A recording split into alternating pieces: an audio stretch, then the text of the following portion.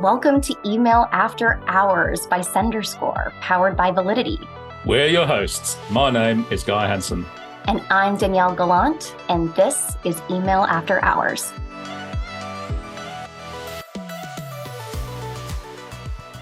Listeners, we've got a new term for you today, and that is anti-best practices, or anti-best practices, maybe if you're Guy.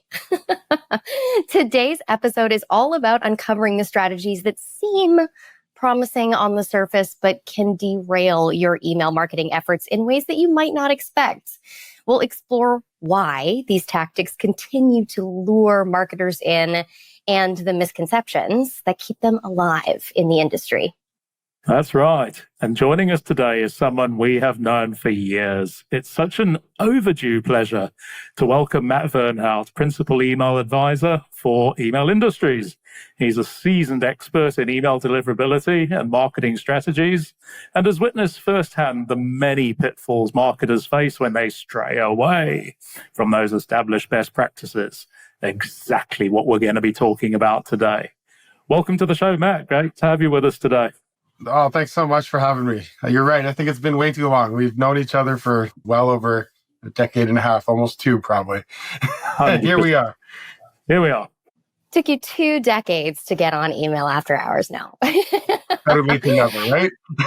And we are going to start, as we usually do, with a bit of an icebreaker question. This one I think we can probably all relate to. We all have those really rocky moments, usually early in our careers, that make us laugh and maybe for me, cringe when we look back. So Matt, what's one mistake that you made early on in the world of email with the rules of email that still makes you laugh or maybe shake your head when you think about it? I mean, the list is pretty long, I think. Actually today, of all days, today marks my 24th anniversary starting in email marketing. I started 24 years ago, the day after Canadian Thanksgiving, which is today by the date. So oddly enough, I have a lot of them. I think one of them, way back, I was probably in the industry less than a year when I was working the midnight shift in the network operations center for, I don't know if it was still Flow Network at the time, or maybe DoubleClick had bought us at the time. That's how far back this is going, back when DoubleClick did email before they just did ads. And there was a client that I'd had problems with over and over again. And I was not the tech support guy. I was supposed to be running the network, making sure that servers were up and things were going on. But occasionally I would troubleshoot client issues. This client had the same issue every Tuesday night, like clockwork. And I'd fix it every Tuesday night. And I would tell them, clone this campaign next week. And they would ignore it. And they would clone the broken one again and again. And one day I was really busy. I had a laundry list of things I had to do. And I replied back to an email, not realizing the customer was on it, with basically, too busy, sorry, can't help, call somebody else. Didn't realize the customer was on the call, on the email. Needless to say, I was not very well received by the account manager, by my boss, by the client, by several other people. But it was a learning experience to pay real close attention to who's in the CC line when you're replying to an email. That one stuck with me I guess it still sticks with me. You have to craft your own personal oops. Yeah, I was going to say, I wouldn't worry. I think we've all sat on that email naughty step at least once in our lives, that's for sure. Anyhow, into today's conversation, let's start by defining exactly what we mean by anti-best practices. I think we've all had at some point what seemed like a really great idea, only to find that there were actually some pretty good reasons that it wasn't. And that's what we mean by anti-best practices. For instance, using misleading subject lines, by adding RE in front of them. Might seem like a really clever tactic to boost open rates, but it often leads to some really severe reputation damage. So, Matt, can you walk us through a real-world example where this tactic backfired and explain what those markets were hoping for versus what actually happened? Yeah, I think there's a whole bunch. Misleading subject lines are just the most obvious, right? Because everyone's chasing an open rate. And, RE, FW, and the subject line, those ones are just, they boggle my mind, especially forward, right? Because someone is trying to basically say like, oh, you missed this, or hey, you might like this. And I've actually seen that come through where they take like a full email or what looks like an email and a forward, and then they tag a basic plain text message at the top that says, oh, I thought about you when I was reading this, and so I wanted to forward it. But it's just a commercial email that looks like a forward.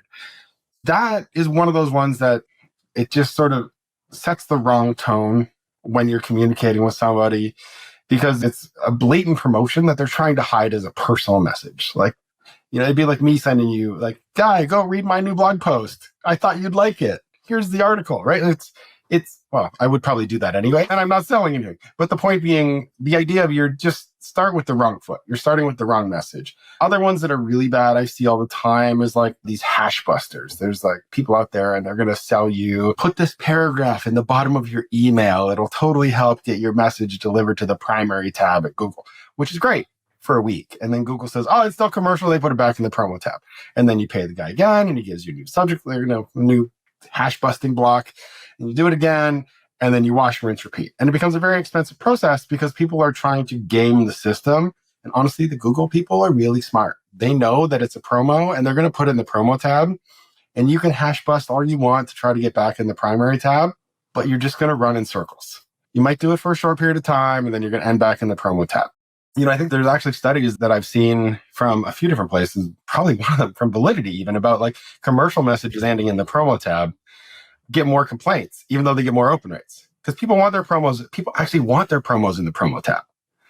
So running in circles to try to get back into the primary tab is one of those fallacies that sounds like it's a good idea, but in the end, are you actually just hurting yourself? Because people want promos when they're ready for them, not mixed in with their messages from mom.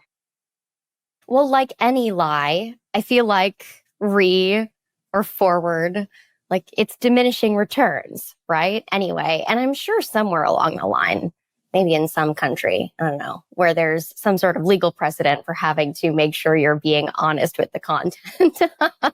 There is something there, right? And I mean, it's just never going to work. I have yet to see the can spam case or the Castle case that comes out and says in the subject line was misleading for a marketing message. I have yet to see that because, I don't think it's a girl can dream, Matt. A girl can dream. I mean, I would say politicians are just as guilty of doing it as marketers, though. If you ever received email from any of the local political parties, a lot of times they will say things like, forward, a message from the leader of the party, right? And it's not it's a commercial message that they're simply trying to send you to make it look like, I got this, it's an insider thing. I wanted to share with my local constituents. Like, come on. Like, it's not. Yeah.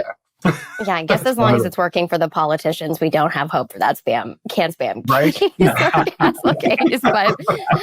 I digress. And actually, maybe there's another kind of classic anti-best practice that's maybe a little bit more nuanced and maybe more like actually gamified than just trying to use a deceptive subject line.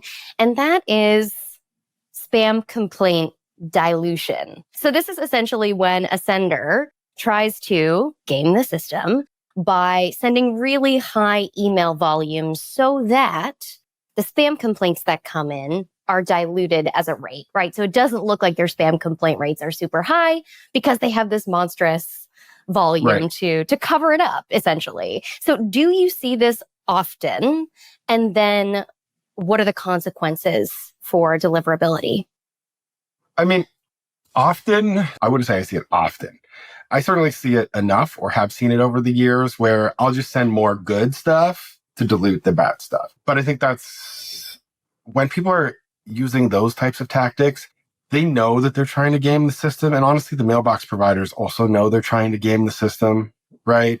So as much as we want to say, like, send really good stuff, like, great, send all the good stuff you want. And actually, to me, that's one of those ones, if you're going to send like 90% good stuff and 10% bad stuff to dilute the complaints, you're still sending 90% good stuff. Let's just try to make it 95% good stuff instead of 90%.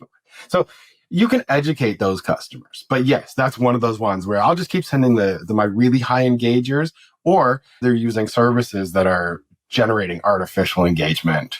And those are what they're trying to use to boost their placement. So artificial engagement is certainly one of those other tactics that fits in that same sort of genre, right? More clicks, more opens, more engagement, more bots saying not spam. But again, mailbox providers know about those. They know they're happening and they're paying attention to it. And I'd had a couple of new clients, like pretty much fresh to email deliverability. And I started working with them right in kind of the aftermath of Gmail and Yahoo's 0.3. And we've talked at length on the podcast about that 0.3% complaint rate as like, well, as long as we're beneath that is not really the right mentality anyway for that spam complaint rate. But one of the things that I heard was like, I sent no volume today, but some complaints came in. That doesn't make sense from the math. Like there's no volume sent, so there should be no ratio here. And I'm just like, I love the strategic, like mathematical approach to this. It's just not going to work that way. Well, and mail takes sometimes weeks or days to deliver. I would say weeks, but like several hours at any rate. So if you send at 10:30 at night and your mail takes 4 hours to deliver, a portion of it delivered today and portions of it delivered tomorrow. So you're going to get complaints. The other part is people delay when they read email. That's the beauty of it. It waits for you. It's not social media. It doesn't just scroll by and is gone forever. It waits in your inbox. And if it's in your inbox and I don't read it for 3 days and I report it as spam, guess what? It still counts as a complaint. Whether you sent me mail that day or not, it still counts as a complaint. And in fact, that's maybe worse because that's a day where you're not sending mail and all of a sudden you've got this stack of complaints that come in. Or you deliver very low volume of mail, but people are catching up. So you got a huge stack of complaints. Exactly. And it tips the balance.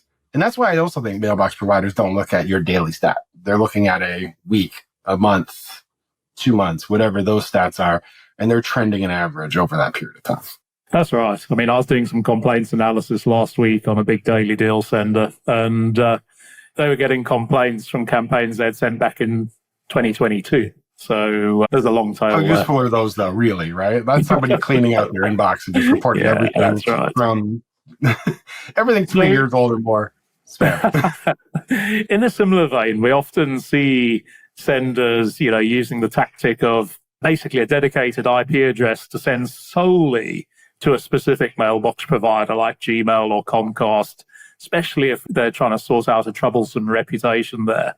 So why is this not a good idea? And what are some of the potential consequences that make it problematic?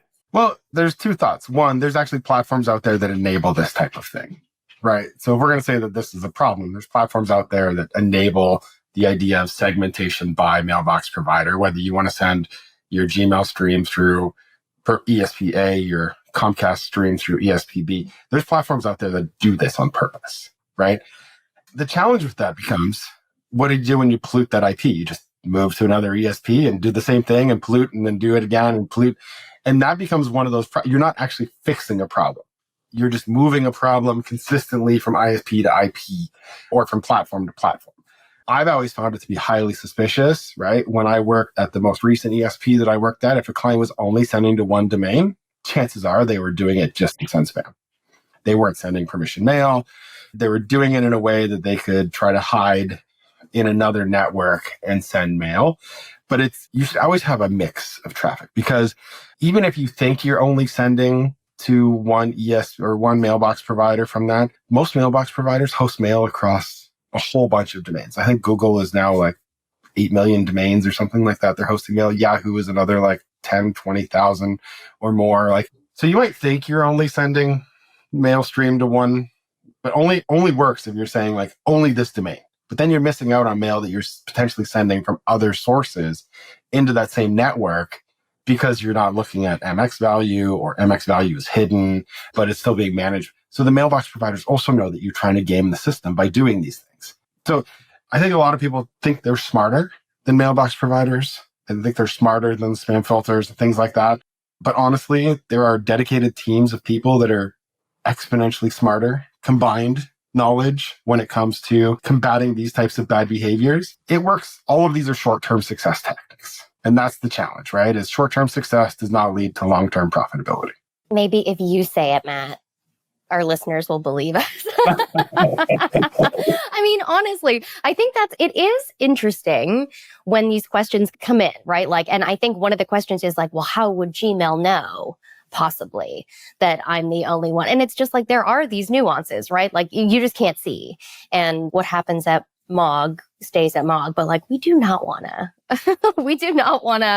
promote any of these anti-best practices for sure. But one of the things, to your point, Matt, a lot of senders, marketers think like they have outsmarted the mailbox providers or the filtering companies or whoever it might be.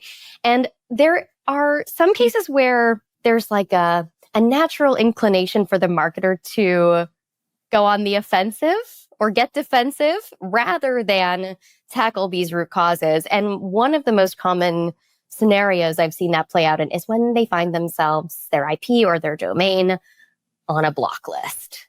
This is probably not the response that we want to use when we try to remove ourselves from this block list, really anyone. But how does this response and that defensiveness like impact the sender's chances of actually resolving the issue and becoming delisted? Yeah, I think there's a lot of, how do I want to say this in a way? It's not my fault type feeling when someone does get blocklisted. Well, it's not my fault. They're being mean. They're saying I'm doing bad things. But if you actually start digging into the data, yeah, you're probably doing bad things, right? Or you're not following best practices. You're getting too many complaints. You're not hygiening your data. There was a book written a while ago, The Rebel's Guide to Email Marketing. I don't know if you've ever read it, but nope, I'm going to. one of the chapters talks about like, when is it okay to buy a list? Right. And it actually goes into the idea of like, there's a very niche audience that you could potentially buy the list and have some success with. I don't necessarily disagree with that. You could buy super niche lists of 100, 200 people that are in market for your product right now because they went to a trade show and you were there. Okay. It might work. But again, it's going to be a short-term thing. It's not going to be a long-term, but it's also likely very expensive. It likely leads to bad things down the line. It's likely a very short-term engagement. Would I ever say like go out B2B or B2C and buy that million CD? No, never. Because we know that tactic doesn't work.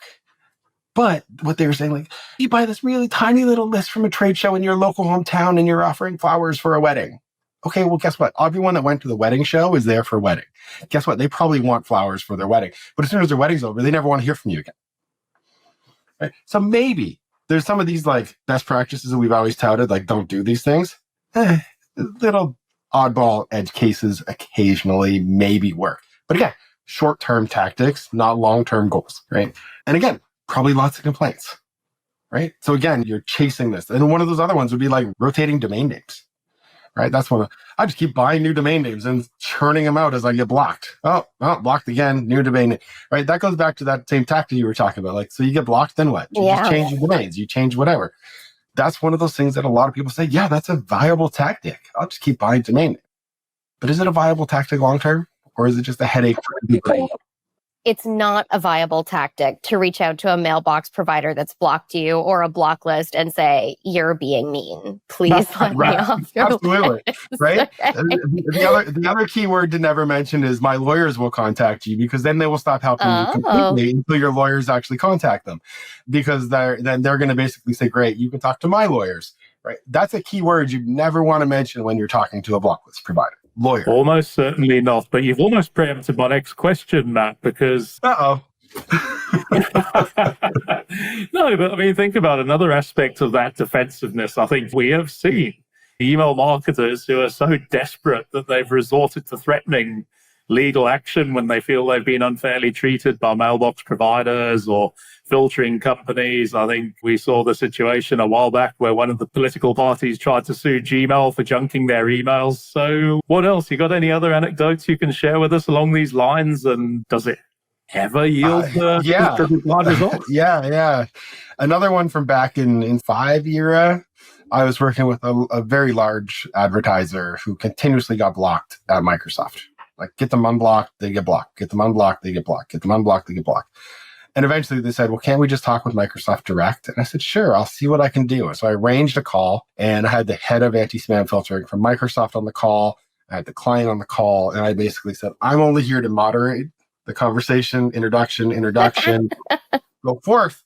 And the customer said, okay, great. Well, I've got my ad representative here from the Microsoft Ad Network, and we spend a ton of money with Microsoft, and we would like you to stop blocking our email. And the Microsoft team basically said, yeah, I don't care what you spend with them. They're a completely different company from us, right? We might have the same umbrella, but we're a completely different company, different P&Ls, everything. Nothing you spend with them impacts me at all. And so I think they went on mute for 2-3 minutes and came back and said, okay, well, so our ad rep left because apparently I think that person had said, we can fix this. We're all the same company. We can fix this. Only to find out that it wasn't going to be that easy. And then the question came down to, so what do we need to do to fix the problem? And the team at Microsoft said, just listen to everything Matt's told you. Thanks very much. And they hung up the phone. That was the end of the call. So, to be a fly on the wall during that muted part of that conversation in that room. and it was one of those things because like I've spent a lot of time prepping my client for the call. I spent a lot of time prepping the mailbox provider for the call and sort of said, here's what I've told A, here's what I've told B, here's what, so everyone knew where my stance was.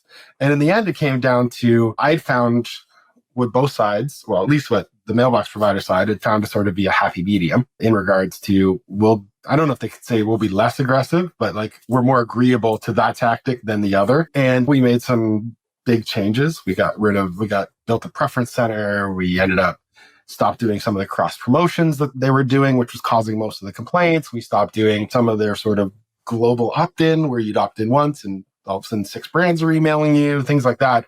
And it actually changed their entire program. It actually made their entire program better because now they're following best practices. They're not getting blocked all the time. They're not continuously having to fight for the inbox placement. It came down to just follow some of these simple best practices around consent, around permission. And consent was never the problem. It was the overarching scope of what they determined to be the consent that they had, which they didn't. And they're near threats to Microsoft, presumably, that wouldn't have gone over. I mean, yeah, we'll pull funding. That was never going to happen on either side, I don't think, right? Like, we'll stop buying ads. That was never going to happen. They needed to buy those ads anyways, but it was certainly a challenge to get them to understand. And I think that's where, like companies like Email Industries, even companies like Validity have an opportunity to be that independent third party and have that point of view to say, like, you're both being unreasonable. We can find a happy middle ground.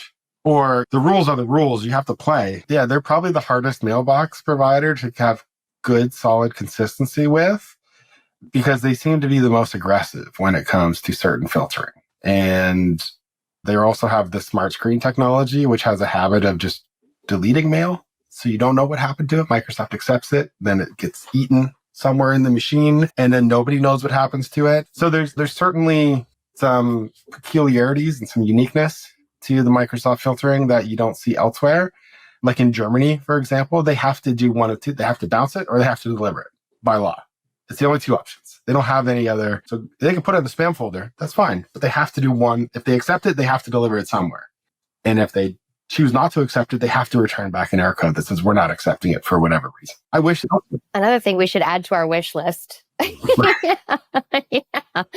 Yes, I agree. And so I think that obviously there are lots of these, right? Like maybe a defensive attitude, maybe trying to game the system through content or even the way that you're leveraging IPs, all of that stuff. But like, why do you think some marketers, many marketers, find themselves drawn to these short-term, often like ineffective solutions? What are I guess, part of working with clients and working with senders on this is trying to understand what the underlying misconceptions or biases are that make these approaches seem like a good idea, even when it is pretty well documented that these things don't work. So is it a lack of education? Is it internal pressure? Like, what's your experience with why this still happens? Time for another podcast on just that alone?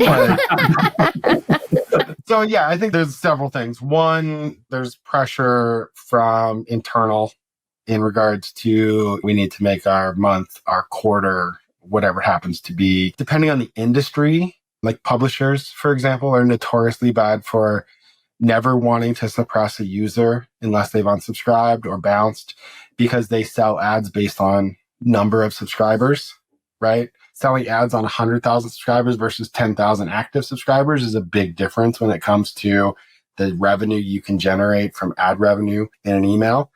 So a lot of it comes down to commercial reasons. Some of it comes down to education, right? I've been saying for a long time, I've tried to educate myself out of a job as a deliverability professional for several years, but there's always someone new. There's always someone making the same mistake. There's always someone needing help. I think all of that is spot on.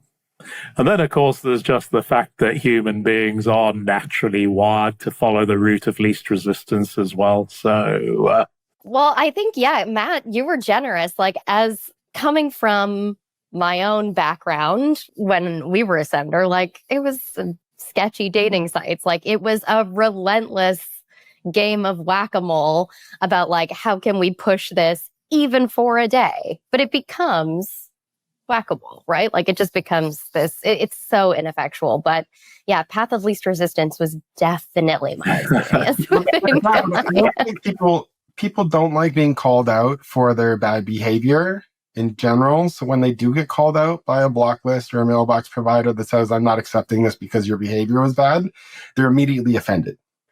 What do you mean I did something wrong? That's not true. I didn't do anything wrong. Like, they're immediately offended by it. And I think that always puts you on the wrong foot when you're trying to figure out, like, well, what did I do wrong? Oh, did I send to my suppression list when I shouldn't have? Okay, well, that's a problem. But people will be like, oh, well, I just did it. It's only one day. It's fine. Right? It's not necessarily. Or they'll be like, it works so well, I'm going to do it again tomorrow. Right? Like, these people didn't know that they didn't miss me. So let's finish up on a positive note then. And I think, kind of building on what you were just starting to say, what advice would you give to marketers who are trying really hard to up their game to avoid that elephant trap of anti-best practices? Because it's hard, right? You can often feel like you've got that angel on the one shoulder saying, hey, follow those best practices. And then you've got the little devil on the other going exactly the opposite. So how do we make sure the little angel wins? I think you can never go wrong starting from a position of consent, right? That's a general life rule. It doesn't just apply to email. You could never go wrong in terms of starting with a position from the point of view of consent. If people ask you for messaging, happily send them messaging. If people ask you to stop messaging them, please stop messaging them, right? People are afraid of unsubscribes. I will take 1,000 unsubscribes over one spam complaint every single day of the week. And I think it's just treating people the same way that you want to be treated. And I think that's the other piece. Like, my keynote at the Canadian Email Summit was putting the human back in email, right? And understanding that people are on the receiving end of your messages. And you don't just treat them like another broadcast recipient, like on the radio, where you have no personalization, you have no understanding of what the past engagement these people have had with your brand. But in email, we have all of that.